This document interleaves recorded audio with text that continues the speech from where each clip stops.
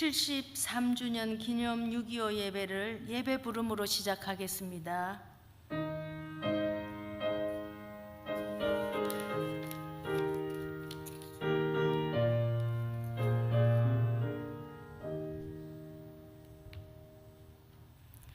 하나님은 영이시니 예배하는 자가 영과 진리로 예배할지라. 기쁨으로 여호와를 섬기며 노래하면서 그의 앞에 나아갈지어다. 아멘. 아버지 하나님, 오늘도 저희들이 모여서 수요 기도회를 드리게 하시니 감사를 드립니다. 지금도 세계 곳곳에서 전쟁 중에 있습니다. 속히 주님께서 전쟁이 그치고 평화가 오게 하옵소서. 삼라만상에 간밤에 촉촉한 비를 주시고 푸른 6월에 주님의 섭리와 손길을 느끼게 하시옵소서. 저희들에게 주어진 이 시간에 하나님과의 깊은 교제가 있기를 간절히 바라며 예수님 이름으로 기도드리옵나이다. 아멘. 다 같이 찬송가 438장 하시겠습니다.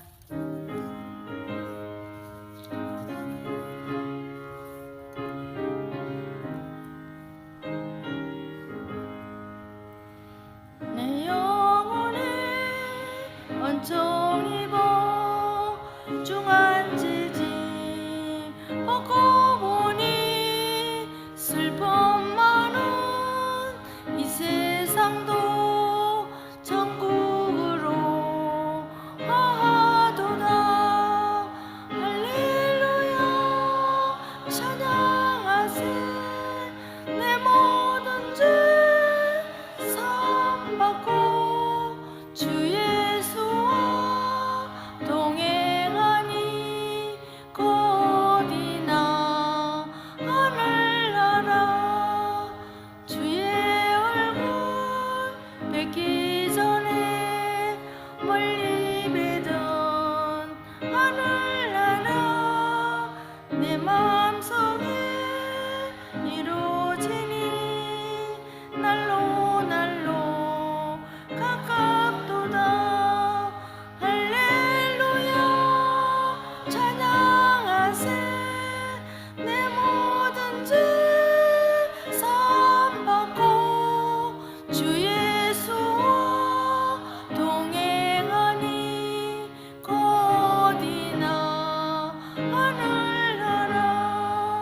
높은 산이 거친 들이 조막이나 궁궐이나 내 주 예수 모신 곳이 곧이나 하늘나라.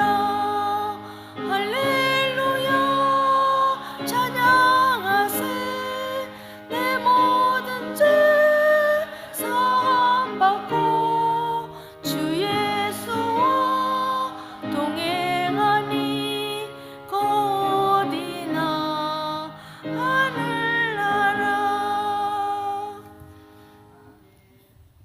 예, 기도는 박혜희 권사님께서 나오셔서 대표 기도를 하시겠습니다.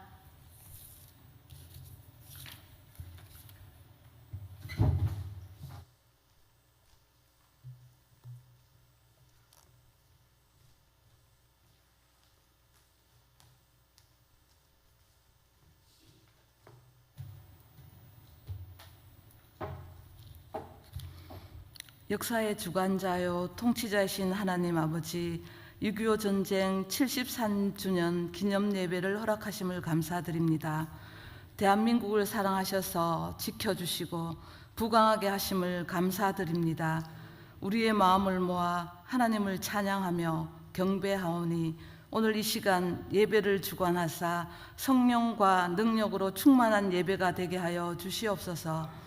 시간의 주인이신 하나님, 저희를 붙드시고 사랑하여 주셔서 분단의 아픔 속에서 지속적인 성장과 부흥을 허락하여 주시고 세계 속의 위상을 드러내게 하심도 감사드립니다.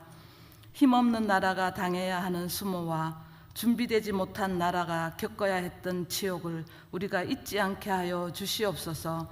특별히 6.25 전쟁 중 믿음을 지키기 위해 죽어간 신앙의 선배들이 가졌던 믿음을 저희들이 기억하며 본받기를 원합니다. 하나님의 보호하심이 이 세상 그 무엇보다 강력한 무기임을 깨닫게 하시고 늘 나라와 민족을 위해 회개하며 기도하는 저희들 되게 하여 주시어 속히 북한 땅에도 복음 전파의 문이 열리고 복음으로 남북한이 통일되는 기적을 이 세대가 볼 수 있게 하여 주시옵소서.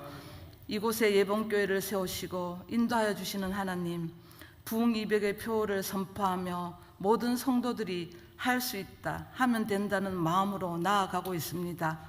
믿고 기도하며 행동합니다. 나머지는 하나님이 채워주실 줄 믿습니다. 그래서 하나님께서 우리 예봉교회를 향한 뜻을 이루어 하나님의 기쁨이 되는 우리 교회가 되게 하여 주시옵소서. 단위에 세우신 담임 목사님을 늘 성령 충만케 하시고 영육간의 강건함을 주시옵소서. 말씀을 준비할 때마다 하나님의 음성을 듣게 하시고 준비된 말씀이 선포될 때마다 성령의 권능을 더하셔서 예봄의 모든 성도들의 심령이 변화되어 푸른 초장 실만한 물가에서 주님이 주시는 평안을 누리며 살아가는 복된 인생이 되게 하여 주시옵소서.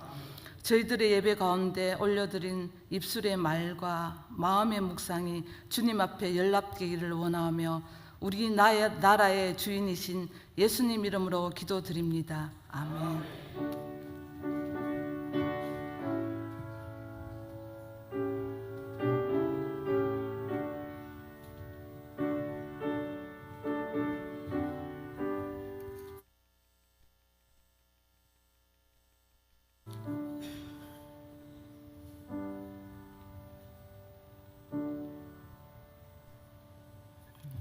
성경 봉독은 홍승자 근사님께서 하시겠습니다. 이어서 목사님 나오셔서 말씀 전하실 때 많은 은혜가 되기를 바랍니다.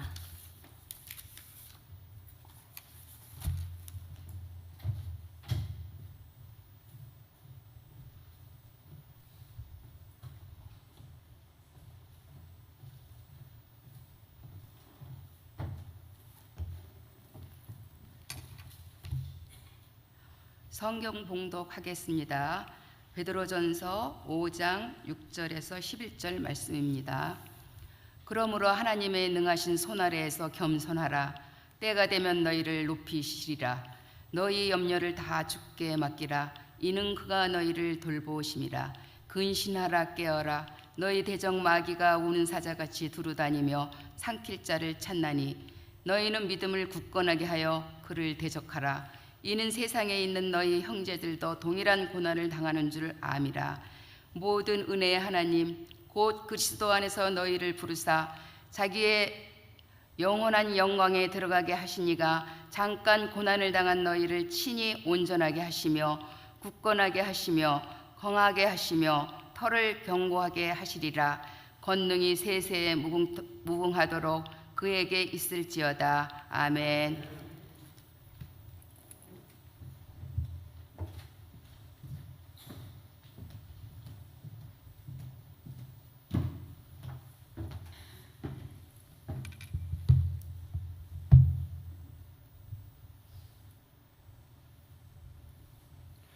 할렐루야.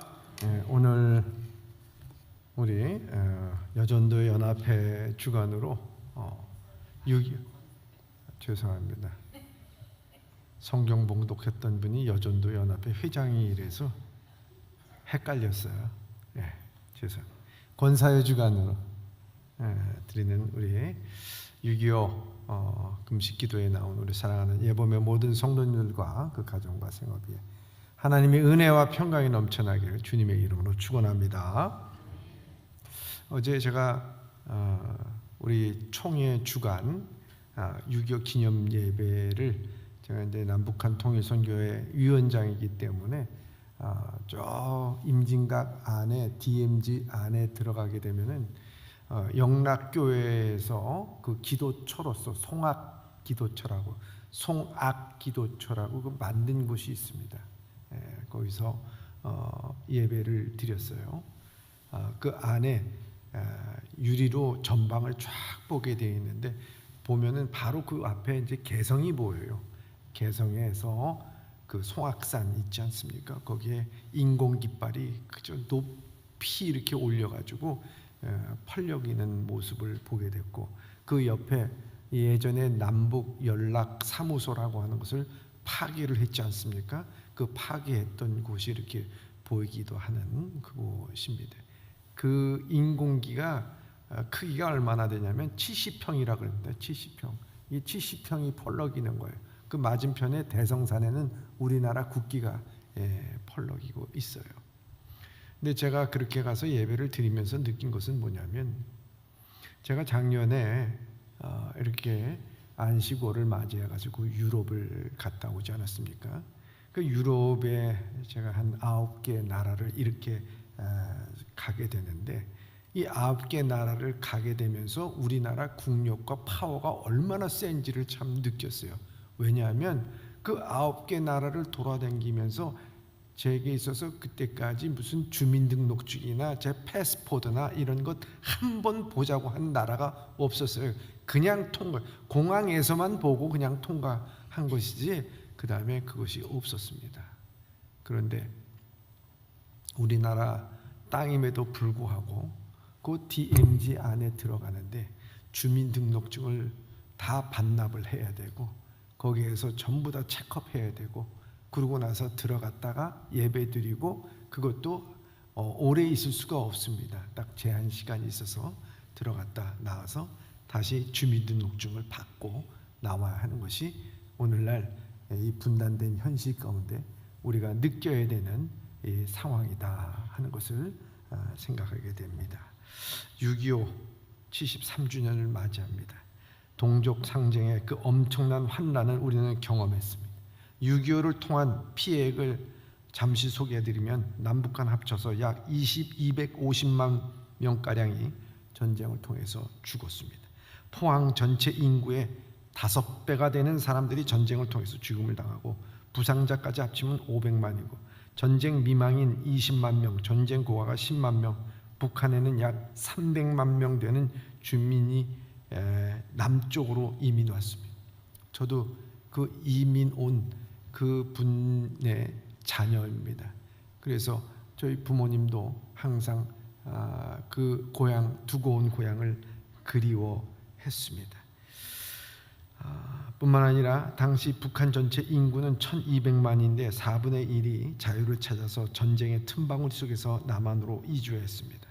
8만 4천 명이 되는 남한의 각계 각층의 지도자들이 납치되어 북한으로 끌려갔고, 경제적인 피해는 그 당시 가치로 2억 2,800달러라고 하니까 지금에서 말하자면요 몇 천억 달러가 되는 거예요. 이게 말할 수가 없는 거예요. 저 우크라이나에 지금 피해를 당해가지고 복구 비용이 90조라 그럽니다. 90조 원.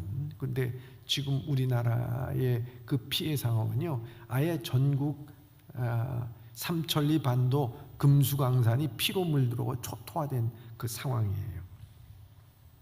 너무나 막대한 재정 손실을 가져왔어요. 특별히 6.25를 맞으면서 그때마다 잊어서는 안 될 것이, 미국을 비롯한 16개 유엔군이 이 땅의 자유를 지키기 위해서 고귀한 생명을 버렸습니다.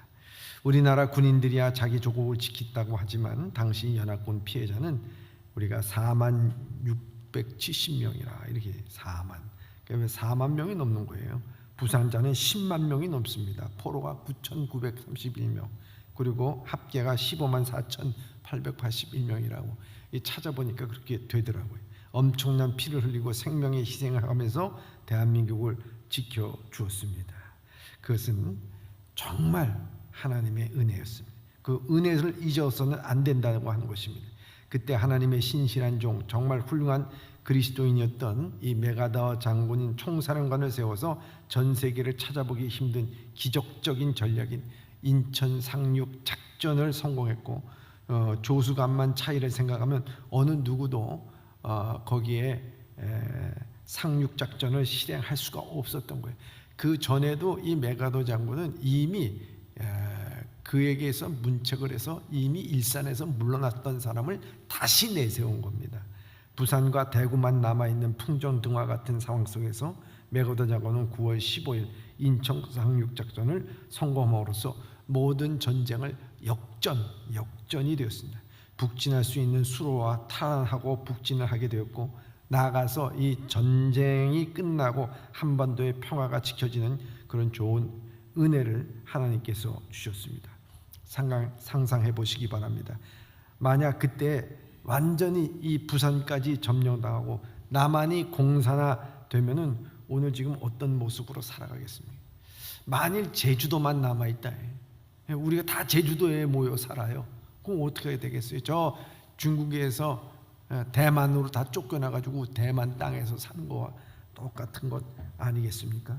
지금 북한은 세계 가운데서 가장 인권이 유린된 나라입니다. 인권이 존재하지가 않습니다. 가난한 나라입니다. 수많은 사람들이 어린아이가 굶어 죽는 거는 둘째치고요, 수많은 아이들이 죽어요. 요즘도 그렇잖아요. 이번 주에 지난 주일날 오후 예배 때 나의 아버지라고 하는 그 연극을 평강구에서 했습니다. 그건 실질적으로 김광호 전도사가 겪었던 이야기인데, 우리 민족이 그런 아픔을 겪어야 되는지 너무나도 아픈 거예요. 부모가 무슨 일로 인해서 잠깐 한 며칠, 몇 달 이렇게 뭐 바깥에 갔다가 왔더니만 그 자녀들이 굶어 죽었더라는 거예요. 아사자가 속출한다는 거예요. 그 얼마나 참 비극적인 일이겠습니까? 참으로 끔찍한 나라가 북한입니다. 만약 이때가 아니라 공산화가 됐더라면 지금 우리는 어떤 어려움 속에서 하루하루를 살아갈 수 있을까 하는 것입니다. 오늘 이렇게 교회에 나와서 예배를 드려도 그냥 예배를 드리지 마시길 바랍니다. 정말 하나님 앞에 감사하고 감격하는 예배를 드려야 될 줄 믿습니다. 그런 마음을 가지고 하나님 앞에 나와요. 참 하나님의 은혜가 아닐 수가 없다는 거예요. 한 가지 안타까운 것은 이 땅에 6.25를 경험하지 못한 젊은 세대들이 많습니다. 저도 마찬가지죠.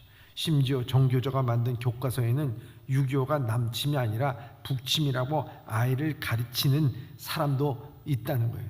얼마나 참 안타까운지 말로 할 수가 없는 거예요. 친북 좌경 세력이 대한민국에 팽배해가고 있는 것이 안타까운 현실이에요. 중국은 우리나라를 세계 열강들의 패권 싸움에 대놓고 무시하고 있어요. 우크라이나의 전쟁을 통해서 무역으로 먹고 살아야 하는 우리나라는 외교적으로 마찰을 빚으면 안 된다고 하는 정치적이고 지리적인 관계 가운데 놓여 있어요. 뿐만 아니라 한눈을 파는 사이에는요, 경제가 완전 곤두박질 칠 수밖에 없는 냉엄한 경제 질서가 우리 앞에 놓여져 있습니다. 무엇보다도 한국의 예루살렘이라고 말하는 평양은 지금 김정은 정권이 중심이 되어 공산 정권 안에, 아니 공산 정권도 아니에요. 이것은 안에 독재입니다. 독재 아래 있습니다. 한국의 성도들은 반공으로 무장해서 누구보다도 공산당과 맞서 싸우고 전쟁의 피해에 이 복구를 위해서 기도하며 민족의 부흥과 성장을 이끌고 나갔습니다. 그러나 오늘 우리나라는 고령화의 문제와 이념 갈등, 정치 갈등, 세대 간의 갈등, 지역 간의 갈등으로 아주 몸살을 앓고 있어요. 신종 마약으로 인해서 어린 아이들까지 마약에 취하여 비틀거리는 세상이 되었습니다. 도덕적 해이한 상황 가운데 길 가던 여자를 돌려차기로 실신시켜가지고, 아니 세상에 무슨 그런 일들이 벌어지는지 참으로 안타까운 세상이 됐습니다. 공동체 의식은 점점 희박해져가고 선동과 구호만이 판치는 세상이 됐고, 내로남불 현상이 곳곳에서 우리 양심과 도덕에 상처를 주고 있습니다. 천만을 자랑하다 한국 기독교는 점점 그 수가 줄어들고 사회에서 불민스러운 일로 종종 지탄의 대상이 되기도 합니다.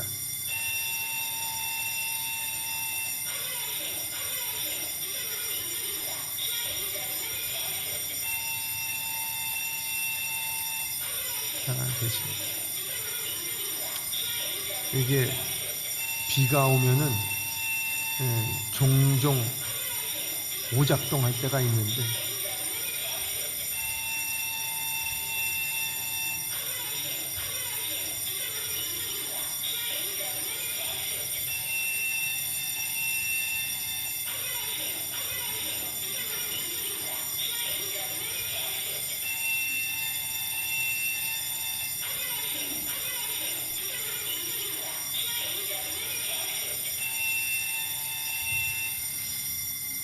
기도하시기 바랍니다.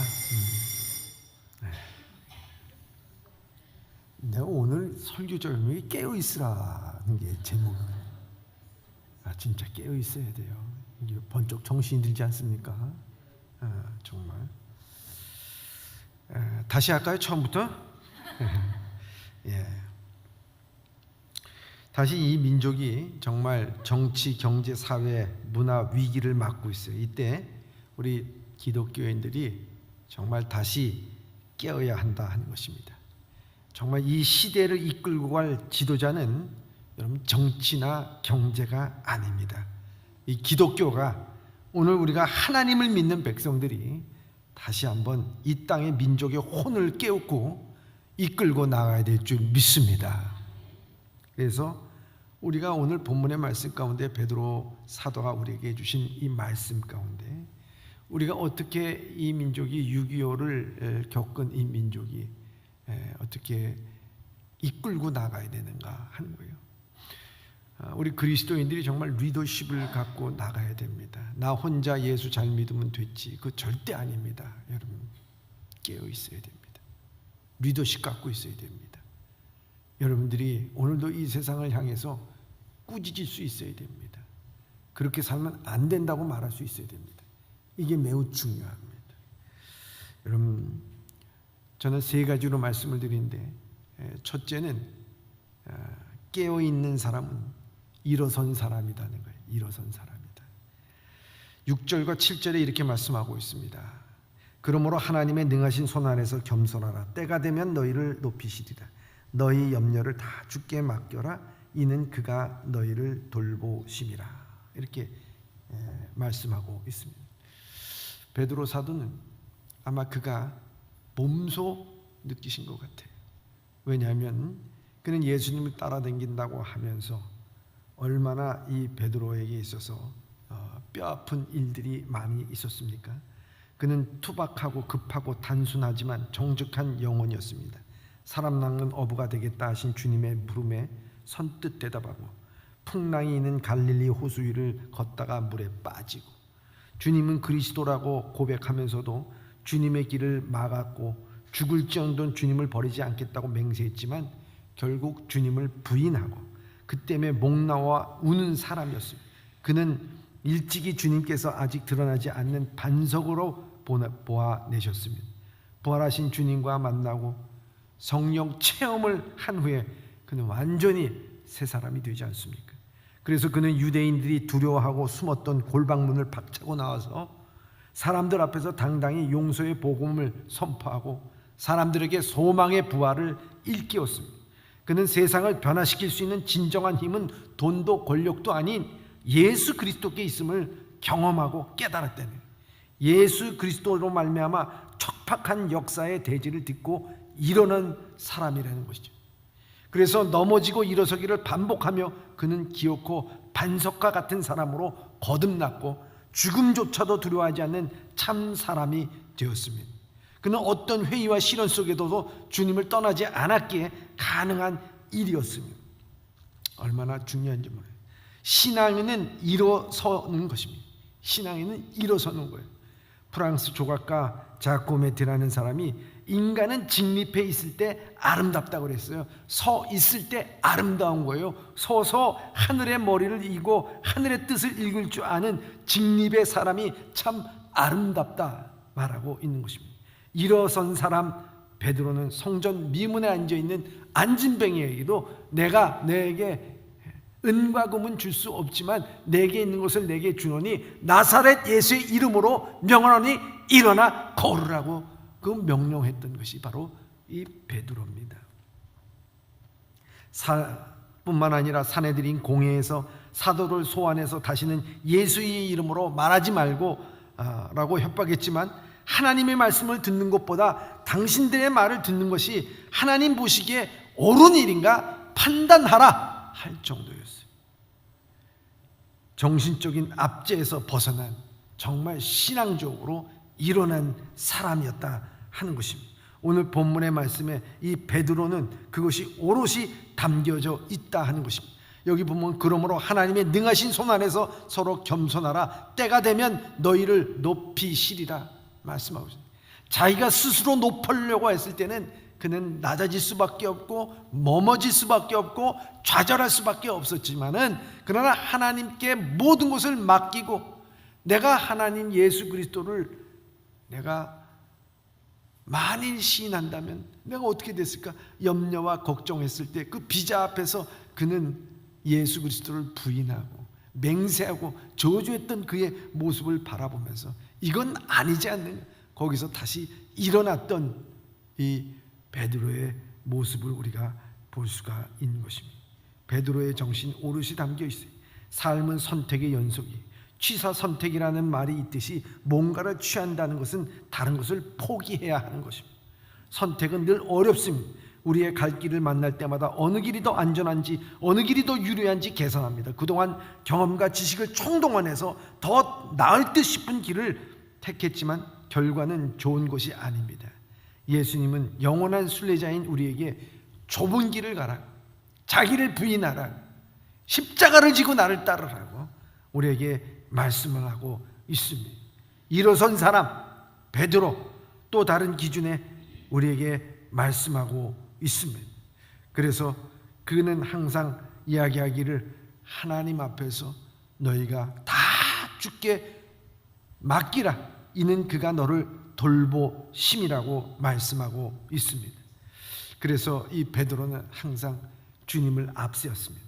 프리메로디오스라고 하는 말입니다. 프리메디, 프리라는 게 프리메, 이게 앞선 거거든요. 디오스, 이게 하나님이에요. 하나님을 항상 앞세워, 항상 예수 그리스도를 앞세워, 주님을 앞세워. 정말 오늘날 이 한국 교회가 이와 같이 점점 쇠퇴하는 것은요, 뭐 교회 건물이 앞서고 사람이 앞서고 제도가 앞서고 뭐가 앞서고 모든 것이 앞서. 그래서는 안 돼.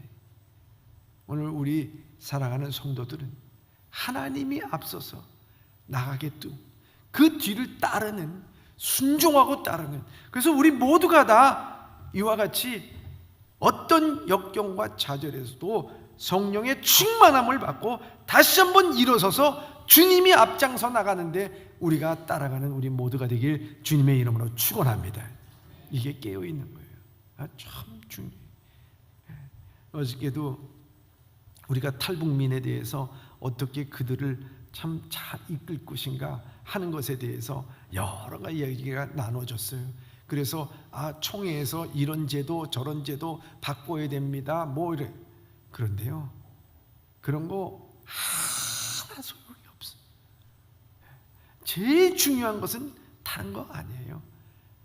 하나님을 앞세우고 우리가 우리의 심령 가운데서 다시 일어난 사람, 모든 역경과 시련 가운데서도 잠들어 있고 넘어지지 않고 엎어져 있지 않고 다시 일어난 사람이라는 것이 얼마나 중요한지 모른다 하는 거예요. 그래서 그렇게 일어난 사람, 하나님을 앞세운 사람이 바로 깨어있는 사람이다 하는 것입니다. 둘째는요, 이 깨어있는 사람은 홀로가 아님을 아는 사람입니다. 나 혼자가 아니다 하는 거예요. 이게 8절부터 9절까지 보면 이렇게 되어 있습니다. 근신하라 깨어라, 너희 대적 마귀가 우는 사자와 같이 두루다니며 삼킬 차를 찾나니 너희 믿음이 굳건하게 하여 그를 대적하라. 이는 세상에 있는 너희 형제들도 동일한 고난을 당할 줄 알미라. 이렇게 되어 있어요. 여기 근신하고 깨어라 이런 말씀을 하고 있습니다. 영어 성경에 보면 근신하라는 것이요, self control, 자기에 대해서 어떤 조절하다는데, 자기 조절, 자기 조절할 수 있어요. 근신하는 것은요, 자기 조절할 수 있어요. 하나님의 자녀로서 시간을 조절하고 마음을 조절하고 감정을 조절하고 돈을 조절하고 육체를 조절하면서 살려는 거예요. 감정도 제어하지 못하고 물질도 제어하지 못하고 시간도 제어하지 못하고 자기 마음대로 자기 생각대로 그렇게 써가면 되겠는가 하는 거예요. 물론 자신을 조절한다는 것은 참 힘든 일입니다. 그러면 우리가 기도하면서 하나님께 부탁해야 됩니다.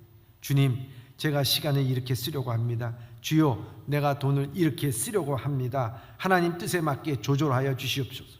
주님, 내 마음과 육체와 감정을 조절하여 주시옵소서. 우리 기도해야 되지 않겠습니까? 여러분, 그렇잖아요. 그리고 영어 성경에 근신하라는 것은요, be sober라고 되어 있습니다. 즉 이 뜻은 술 취하지 말고, 노름에 취하지 말고, 세상의 쾌락에 취하지 말고, 헛된 생각, 잡생각에 사로잡히지 말고 하나님의 자녀로서 바른 정신, 바른 믿음을 가지라는 뜻입니다. 우리가 교회 생활을 하다 보면은, 믿음의 생활을 하다 보면은 우리가 개인적으로 새벽 기도를 나오거나 혹은 우리가 개인적으로 기도할 때는 우리의 상황 가운데서 참 뜻대로 가려고 하는 것이 하나님의 뜻에 의해서 이렇게 근신하고 깨어서 살아갈 때가 있어요. 근데 무슨 모임이나 뭘 이렇게 갖게 되면요, 이 깨어있지를 못해. 거기에서 뭐 이래라 저래라 우왕좌왕 하다가 하나님의 뜻과는 전혀 관계없는 일들을 하게 될 때가 참 많이 있다 하는 것입니다. 하나님의 자녀로서 바른 정신, 바른 마음을 가지라는 거예요. 예배소서 5장 18절에 보면 술 취하지 말라.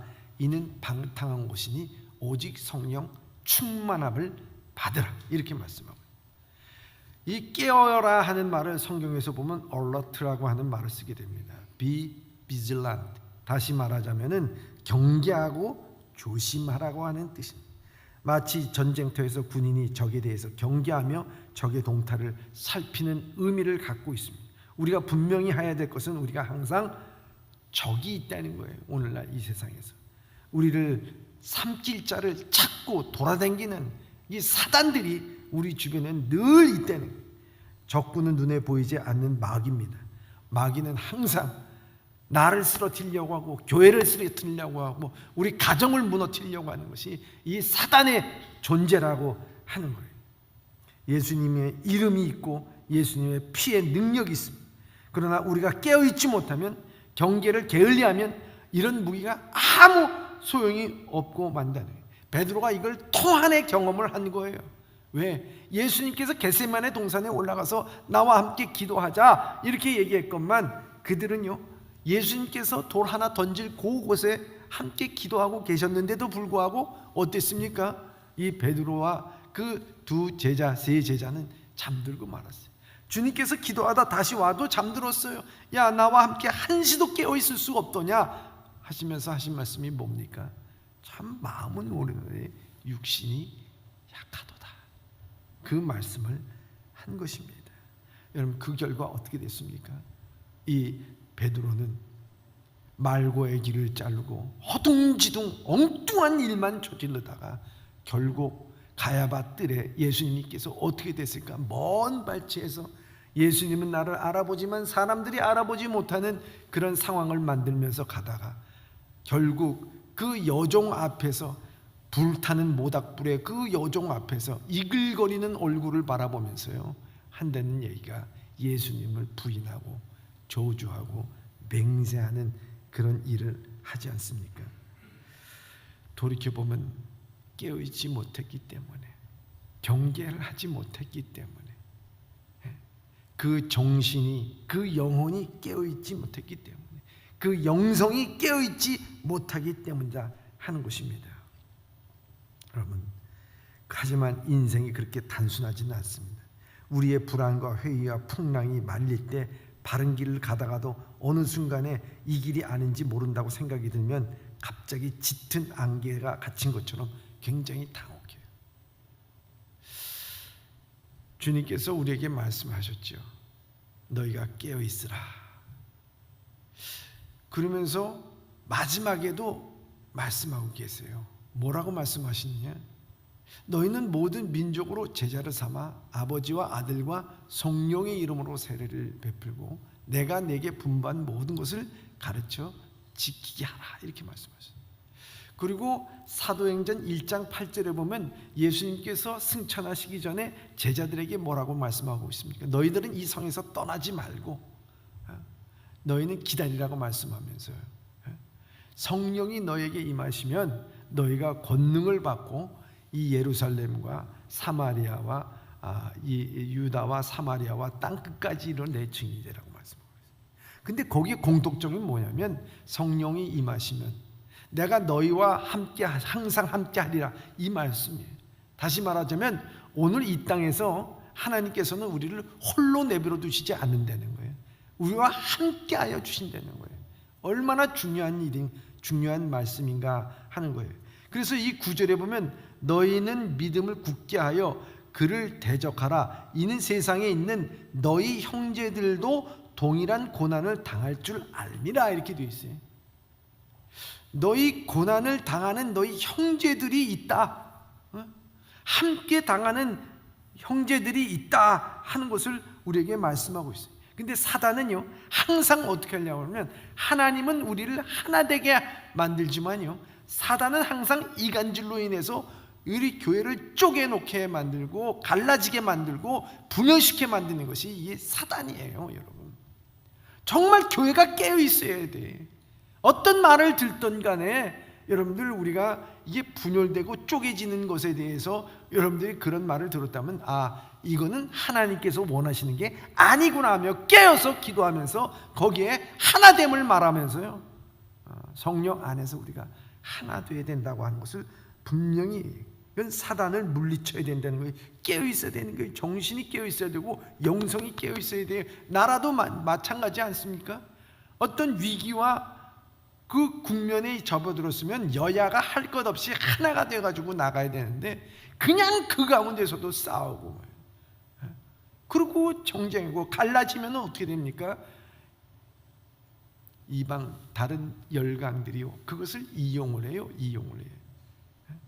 우리나라가 통일이 돼서 한 민족이 됐다고 하면, 여러분, 중국, 미국, 일본, 세계 어떤 열강과 어떤 나라들 앞에서도요, 우리나라는 너무 떳떳하고 너무 힘이 있고 너무 파워가 있는 거예요. 여러분, 얼마나 중요해요. 이 나라가 이게 하나가 된다는 것이 얼마나 중요한가 하는 것입니다. 사단은 우리의 마음을 내어주며 우리를 무장한 사람은 사나운 사람, 교만한 사람으로 변하게 됩니다. 그래서 항상 자기 의가 나는 옳다는 거예요. 그래서 분열되는 거예요.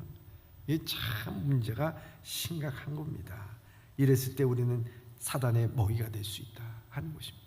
오늘 깨어있는 사람은요, 나 혼자의 의의를 생각하지 말고 나와 함께 고난을 받는 사람이 있고 공동체를 생각할 수 있는 사람이어야 된다는 거예요. 이 공동체 커서는 우리 교회, 우리 가정, 교회, 나가서는 이 사회, 이 나라, 이 민족, 저 이북에 있는 모든 우리 민족을 함께 하여서 나가야 된다. 얼마나 더 크게 생각하면 전 세계 우크라이나의 지금 평화를 원하는 모든 사람까지 우리가 한 마음 한 뜻이 돼서 하나님의 자녀로서 그들을 삼고 나가야 된다. 얼마나 중요한지 모른다는 거예요. 어느 인디언 추장이 참 자기 마음에 일어나는 내적 투쟁에 대해서 이야기를 들려줬다는 거예요. 내 속에는요, 자기 속에는 개가 2마리가 있다는 거예요. 개가 2마리가 있는데, 하나는 둔하고 사납고요, 하나는 순하고 착한 개가 있답니다. 그런데 둔하고 사나운 개는 툭하면 순하고 착한 개에게 시비를 건넨다는 거예요. 듣고 있던 이가 어느 개가 이기냐 이렇게 물으니까요, 이 추장이 잠시 생각에 잠겨 있다가 대답을 했다는 거예요. 내가 자주 먹이를 주는 개가 이기지요. 이 얘기를 들었을 때 참 우리의 현실하고도 참 맞지 않겠나 하는 생각을 해보게 됩니다. 자주 먹이를 주는 개가 이긴다. 여러분, 뭐겠습니까? 뭘 말씀하고 있습니까? 우리 마음 가운데 자주 먹이를 줘, 자주 부추겨. 사납고 둔한 개를 갖다가 우리 마음속에 있게 되면 그거 부추겨. 자기가 마음에 안 들 때 사나운 감정이 야, 그게 맞아. 뭐 너 왜 말 안 하고 가고 있으면 바보 되는 거야. 부추겨. 자꾸 먹이를 줘. 그러니까 그게 이기는 거예요, 여러분.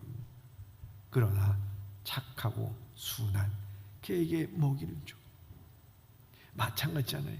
우리 마음 가운데서 육신의 생각과 영의 생각이 서로 싸울 때가 있잖아요. 그 싸울 때 어떻게 됩니까? 내가 육신의 생각에 자존심이 상하고 그리고 내 마음에 있는 감정이 상하고 뭘 상하고 자꾸 거기에다 먹이를 줘. 그럼 그게 사나워서 그 이기는 거예요. 근데 성령의 생각, 영의 생각, 기도해야지. 이건 하나님의 뜻이 아니지. 하나님의 자녀는 이렇게 하면 안 되지. 참아야지, 인내해야지. 자꾸 거기에 먹이를 줘. 그럼 그게 이기는 거예요. 여러분, 어디다가 지금 먹이를 많이 주고 계십니까? 예? 사나가 두원 개에다가 먹이를 주십니까? 우리가 어디에다가 주고 있느냐 하는 거예요. 우리는 연약합니다. 그렇기 때문에 여기에서 우리는 항상 내가 아니라 믿음의 동지들과 함께 있다는 사실을 알고 우리가 함께 신앙생활을 하면서 믿음 생활하면서 이 공동체를 생각하면서 나라와 민족을 생각하면서 이 모든 일들을 감당해야 될 줄 믿습니다. 여러분, 막 소총도 제대로 없고 무기도 없을 때 우리나라 민족이 6.25 때 당했어요. 근데 거기에 혈혈단신으로 막 수류탄을 안고서 탱크 밑으로 들어가고 거기에 나간 학도병으로 나간 사람, 그 사람이 뭐겠습니까? 나 혼자 살겠다고는 절대로 못 나가지 않습니까? 나라와 민족을 위해서 난 살겠다. 공동체를 위해서 살겠다. 지금도 고난받고 있는 사람들이 있지 않느냐? 그걸 보고 나가는 거예요. 여기도 마찬가지예요. 여기 9절에 이 세상에 있는 내 형제, 너희 형제들도 동일한 고난을 당하는 줄 알림이네. 함께 고난을 받을 때 이겨나가고 홀로가 아니고 하나님을 뜻을 행하다가 어려움을 겪는 것, 낙심하지 않고 동료가 있다는 것, 우리가 외로울 때 우리를 맞아주고 연약할 때 기운을 북돋아주고 길을 잃었을 때 찾아주는 이가 있는 것처럼 좋은 것은 없다라고 하는 것입니다. 공동체, 커뮤니티, 서로 함께 컴과 그 뮤노스, 선물, 함께 선물이라는 게 얼마나 참 중요한 것인가 하는 것입니다. 바로 이와 같을 때 우리 속에 평화를 맛보고 기쁨을 맛보고 즐거움을 맛보게 될 줄 믿습니다. 여러분, 얼마나 중요해요. 마지막으로 우리가 깨어 있다는 것은 무엇인가? 그것은 바로 우리 고난에 깨어 있어야 된다. 영혼의 고난이 유익이라 하는 것을 우리가 알아야 됩니다.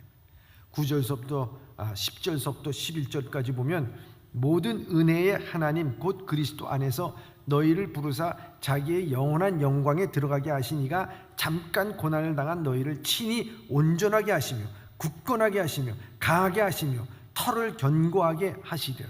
권능이 세세 무궁토록 그에게 있을지어다. 아멘. 이렇게 말씀합니다. 여기 보면 영광에 들어가게 하시니가 잠깐 고난당한 너희를 친히 온전하게 하시며, 잠깐 고난을, 그 당시에도 예수 그리스도를 구주로 영접한 사람들이 흩어져서 고난을 많이 당했어요. 근데 그 고난을 당하는 사람들을 온전케 하여 주신다 하는 것을 우리에게 말씀하고 있어요. 고난과 시련 속에서 살고 있는 성도들을 향해서 하나님의 멋진 계획이 들려줍니다. 잠시 고난의 성도들을 누리게 될 영원한 영광에 비하면 경한 것이고, 주님의 뜻을 따르기 위해 겪는 고난은 더 큰 유익의 밑거름이 된다 하는 것을 말씀하고 있어요. 하나님은 고난의 풀무를 통과한 성도들을 온전케 하시며 굳게 세우시고 강하게 하시고 기초를 튼튼하게 하여 주신다 하는 것입니다. 얼마나 중요한지 몰라요. 이 나라의 민족이요, 참 외세로부터 많은 침략을 받았어요. 지금도 우리나라 이 민족이 이게 반쪽 국가 아닙니까? 반쪽 국가. 저 태국이, 제가 저번 때 탈북자 루트 방문을 하기 위해서 저 태국을 갔어요. 근데 이 태국이 정말 외세의 침략 한 번 받지 않았던 나라 아니겠습니까? 얼마나 자부심이 강한지 몰라요. 근데 이 태국의 면적이라는 것이 남북한 합친 것의 2배, 지금 남한의 4배가 되는 큰 땅이에요, 여러분. 그런데요, 이 큰 땅에 한 번도 그네는 외세의 침입을 받지 않은 그 나라는 지금 우리보다 GDP가 더 높아야 되고요, 더 강국이 돼야 되고요, 더 시민 문화나 문화 모든 게 다 높아야 돼요. 그런데 그러지 못하고 있습니다.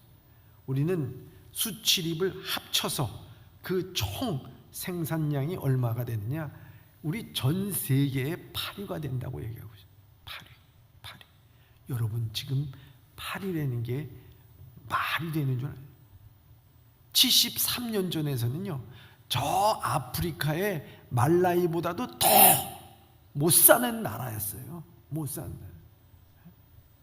그래서 우리나라 그러지 않습니까? 크리스마스 때만 되면은 미군의 구제품이 막 들어와 가지고 거기에서 막 크리스마스 찬양을 하면서 기쁘다 구세품 오셨네 그러면서 받아 누리던 그런 입양을 해야 되고, 얼마나 아픈 그 세월인지 모른다 하는 것입니다. 근데요, 그런 모든 아픔, 모든 슬픔들이 참 차곡차곡 쌓이면서 이 땅에 하나님께서 복음을 허락하여 주시고, 이 복음을 허락하여 주신 많은 믿는 사람들이 경제적인 어려움과 정치적 핍박과 이 모든 사회 문화적인 상황 가운데서 새벽 기도 나와가지고 또 기도하고 철야기도 하면서 기도하고 하나님의 말씀을 보면서 모여서 찬송하고 그것이 기뻐서 나가서 전도하고 복음 전도하고, 이런 것들이 이 교회에 있고 믿는 사람들이 그 고통 가운데 모든 것을 다 이겨나가기 시작했어요. 얼마나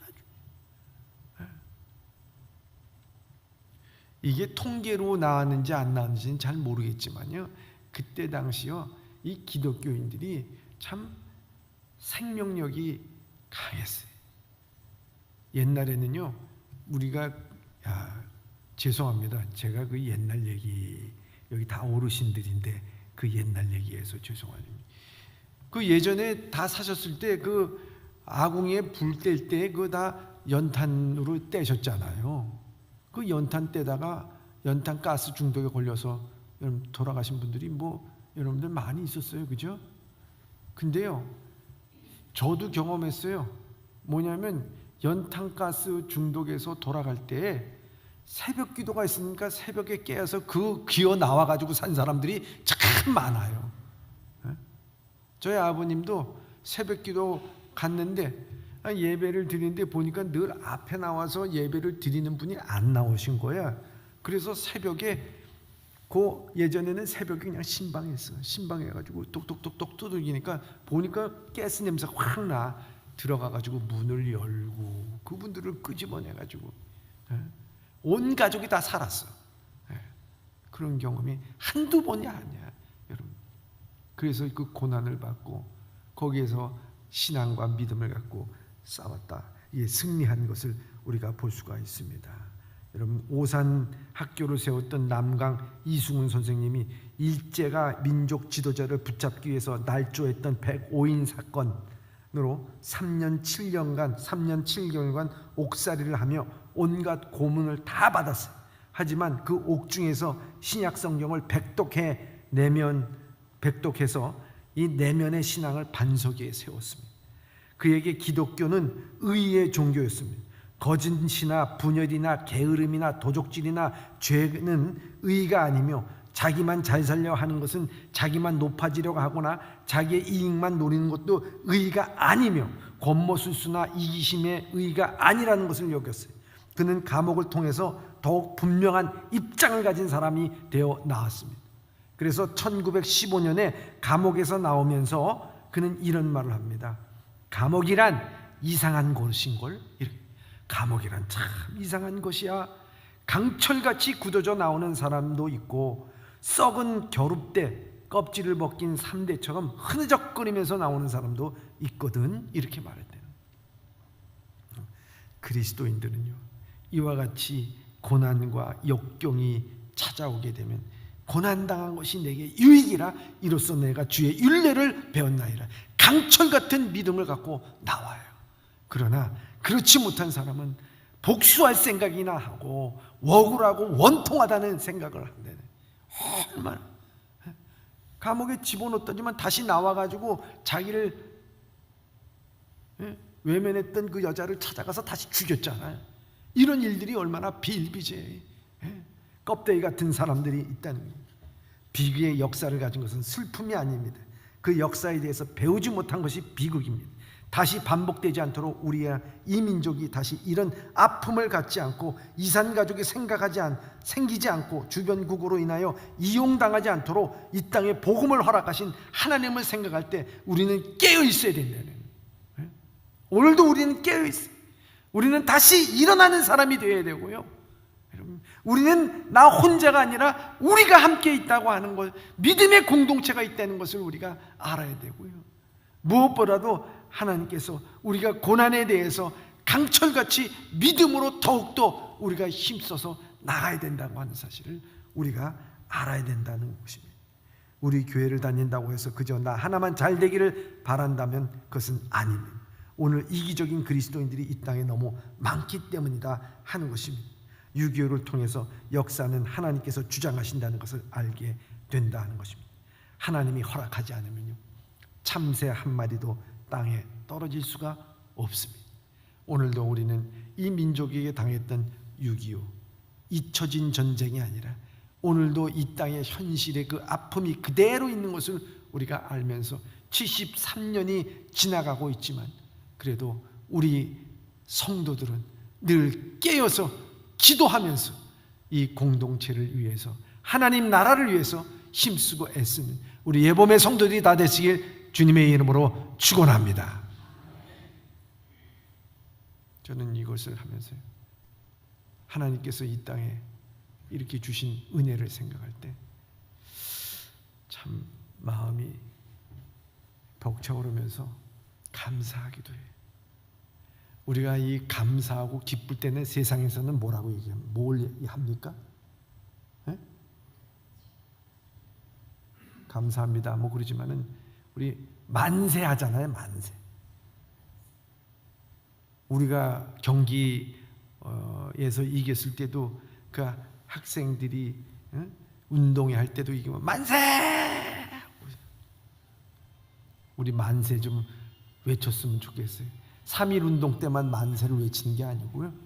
오늘 우리가 6.25 금식을 하면서도 만세를 한번 외쳤으면 좋겠어요. 그 만세를 어떻게 외치냐? 만세 삼창을 할 때 제가 여러분들에게 남북의 복음적 통일을 위하여 그러면 여러분들이 만세. 남북의 평화적 통일을 위해서 하면은 여러분들 만세. 제가 대한민국 그러면 여러분들 만세. 한번 만세 삼창 한번 하시기 바랍니다. 만세 삼창 하는데 여러분들 그거 앉아서 하셔야겠습니까? 네, 한번 좀 다 일어나면 다 일어나. 자. 남한과 북한의 복음적인 통일을 위하여 만세! 남한과 북한의 평화적인 통일을 위하여 만세! 대한민국 만세! 할렐루야. 여러분 이 시간 우리가 한번 통성으로 한번 기도를 했으면 좋겠어요.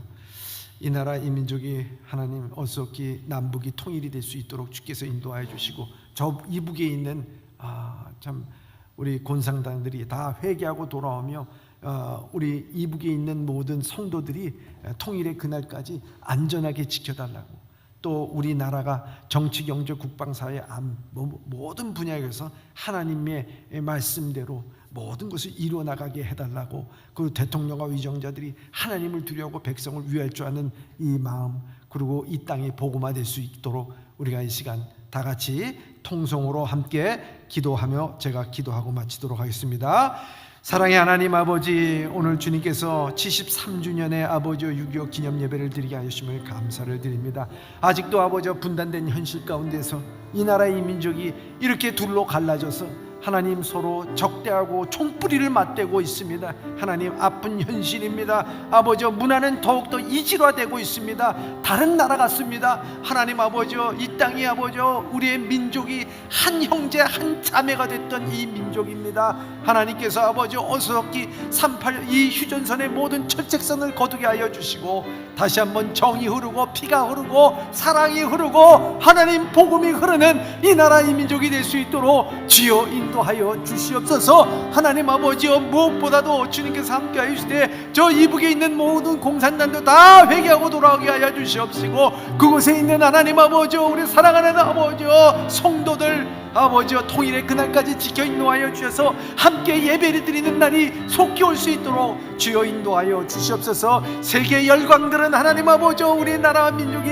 통일되는 것을 두려워하고 있습니다. 그러나 하나님 아버지여 하나님의 손과 하나님의 능력 안에서 이 남북이 하나가 될 수 있도록 주께서 인도하여 주시옵소서. 아버지여 우리 사랑하는 성도들은 정신 차리고 깨어서 기도하게 하여 주시옵시고 근신하게 하여 주시옵시고 우리는 다시 아버지여 일어나는 민족이 될 수 있도록 인도하여 주시옵시고 하나님 아버지여 우리 모두가 하나인 곳이 되게 하여 주셔서 우리가 하나님 아버지여 참으로 이웃과 공동체를 생각하면서 나갈 수 있도록 주여 인도하여 주시옵소서. 아버지여 무엇보다도 아버지여 이 민족의 모든 고난과 역경 가운데서도 강철같은 믿음으로 다시 일어날 수 있도록 인도하여 주시고 하나님의 은혜로서 모든 일들을 감당할 수 있도록 주께서 은총 베풀어 주시옵소서.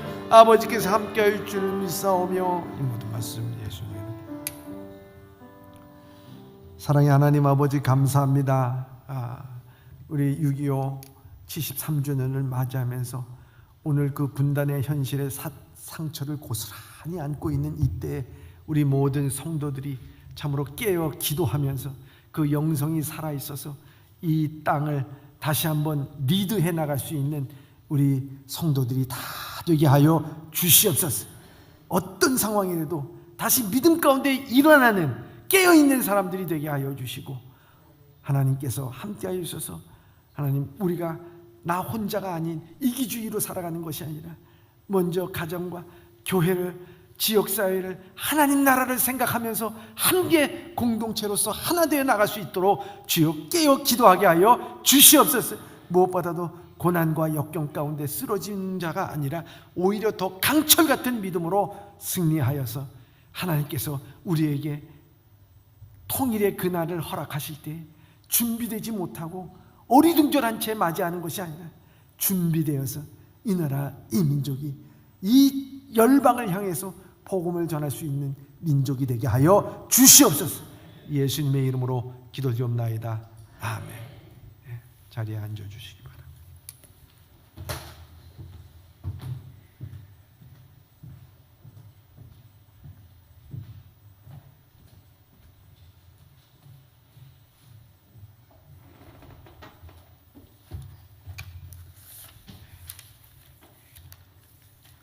오늘 목사님 말씀에 많은 은혜를 받으신 줄 믿고 찬송가 436장 하시고 찬송가 끝나면 신승혜 권사님께서 나오셔서 봉헌 기도해 주시고 봉헌 하나님께 바치겠습니다. 436장 하겠습니다.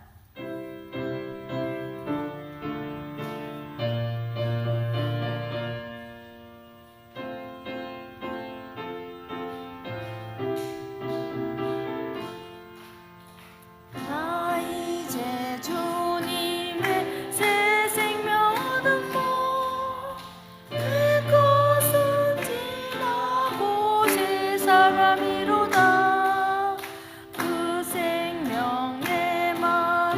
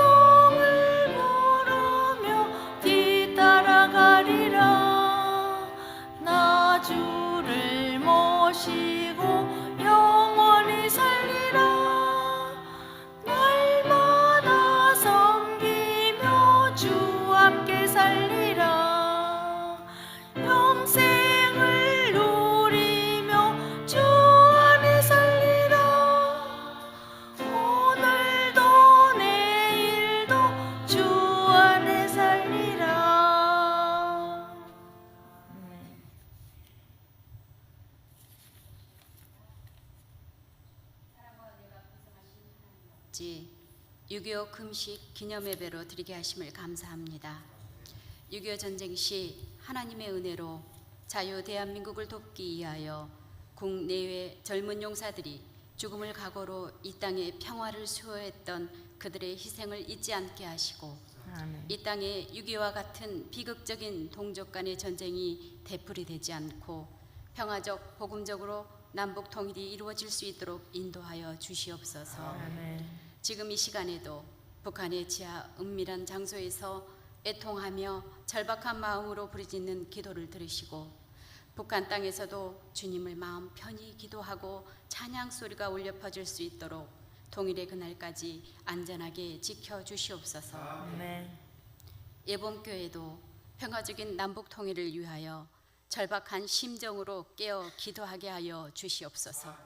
이 시간 정성껏 준비한 예물을 주님께 바칩니다. 이 예물이 쓰이는 곳에 하나님의 영광이 나타나게 하시고 주님이 바라시는 선한 사업을 위하여 사용될 수 있도록 인도하여 주시옵소서. 자원하는 마음으로 즐겨내는 손길을 기뻐하시는 예수님 이름으로 기도합니다. 아멘. 감사합니다.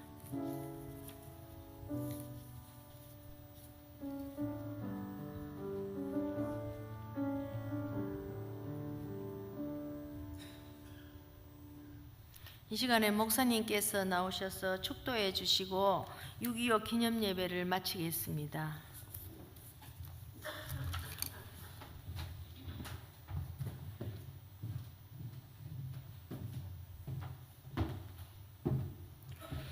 지금은 우리 주 예수 그리스도의 무한하신 은혜와 하나님 아버지의 지극하신 사랑과 성령의 감화 감동 역사 교통 충만하신 은혜가 분단된 현실 가운데서 주님께 통일을 위해서 평화적인 통일, 복음적인 통일을 위해서 부르짖으며 기도하는 성도들의 기도를 들어 응답하시는 하나님, 이 민족을 주님의 주권 아래서 반드시 하나가 될 줄 믿습니다.